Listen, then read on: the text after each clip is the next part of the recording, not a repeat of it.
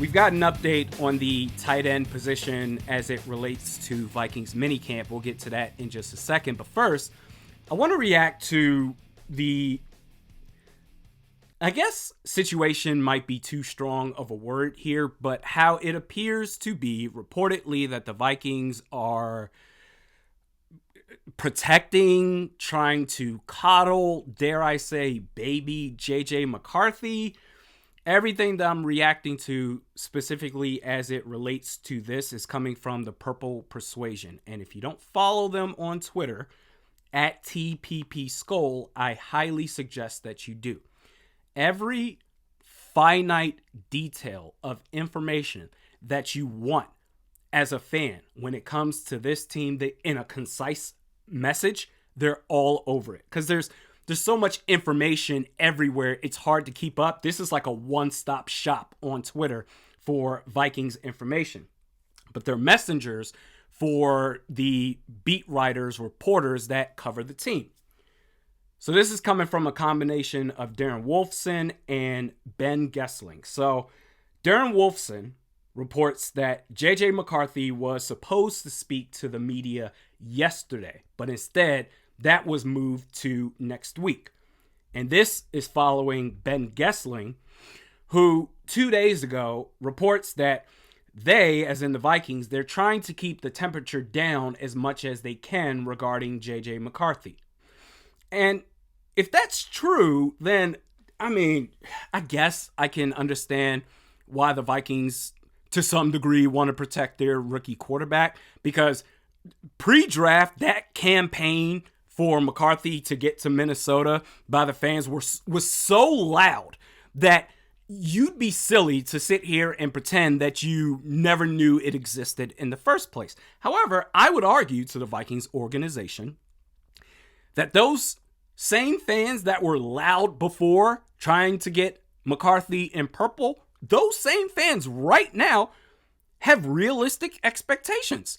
And this is coming from someone who doesn't give a damn about press conferences. I don't care about players talking to the media. I think they are, by and large, a monumental waste of time. But if the fans are excited for this guy, which they certainly are, I don't see the harm in letting him talk to the media yesterday as he was scheduled to do. No one's sitting here banging down the doors for McCarthy to start week one. We understand that he's practicing with the threes, and this is, in all likelihood, going to be a redshirt season for him. This is Sam Darnold's team. You don't got to worry about babying this guy. Jordan Love, he's a prime example. He went through so much scrutiny when the Packers drafted him while having a future Hall of Fame quarterback in Aaron Rodgers as the QB1. He dealt with a lot of stuff. And the way that he performed after waiting patiently, especially the back half of last season, they're in good hands. They took the right approach with him. I think we all can agree that take it slow, do a crock pot on low heat with this guy, and everything's going to be fine. If the fans are excited, let them be excited. Don't try to, you're trying to protect them from what? I don't get it.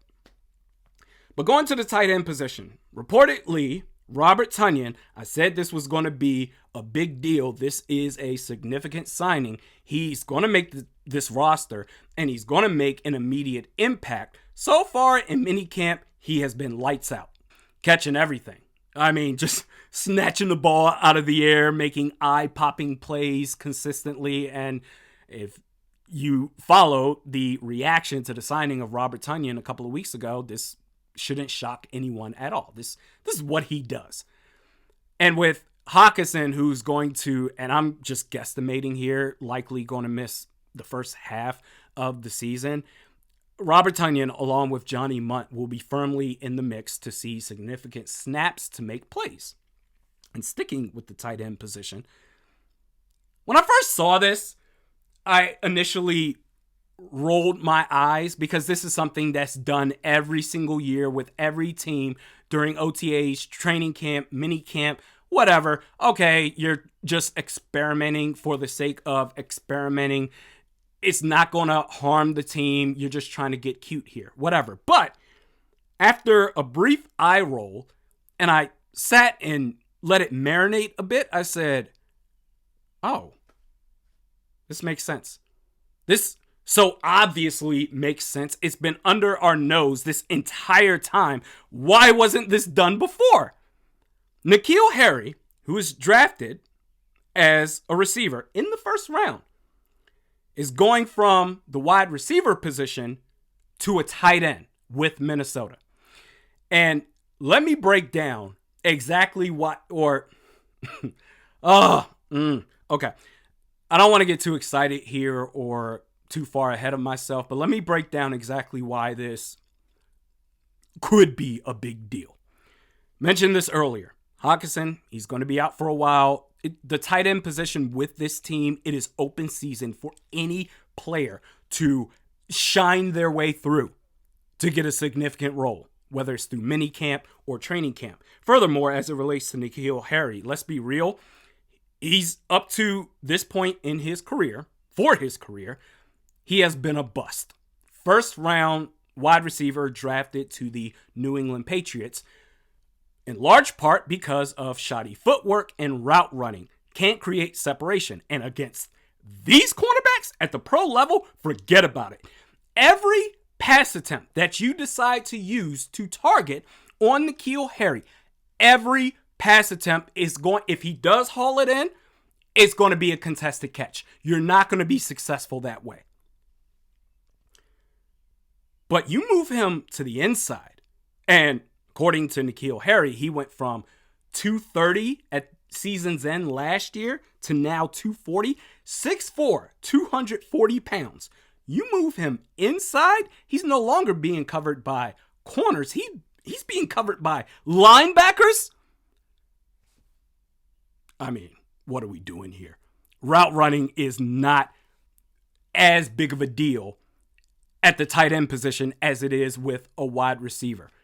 And he was a first round receiver, drafted for a reason, had a ton of height, put up a lot of good tape.